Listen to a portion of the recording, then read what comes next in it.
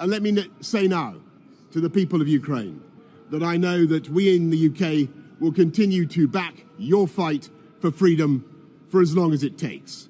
And at the same time, in this country, we've been pushing forward a vast programme of investment in infrastructure and skills and technology, the biggest in a century, because if I have one insight into human beings, it is that Boris Johnson has resigned as Britain's Prime Minister after his tumultuous four-year premiership was finally toppled by a wave of Tory MP departures. By the skin of his teeth. Mr. Johnson survived a confidence vote last month which saw almost 150 of his own MPs try to force him from the helm of the Conservative Party, but ultimately, the explosive resignations of now former Chancellor of the Exchequer Rishi Sunak and fellow ex-cabinet minister Sajid Javid, who stepped down amid anger over the Prime Minister's handling of misconduct allegations against Chris Pincher, were what triggered a wave of resignations that forced his reluctant farewell to office.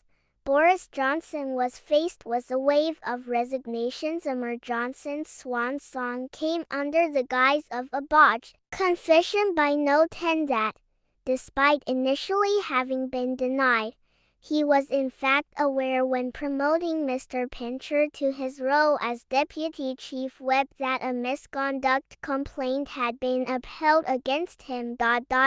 In his letter of resignation to the ex-Prime Minister, Mr. Sunak said the public rightly expect government to be conducted properly, competently and seriously, adding, "I believe these standards are worth fighting for and that is why I am resigning."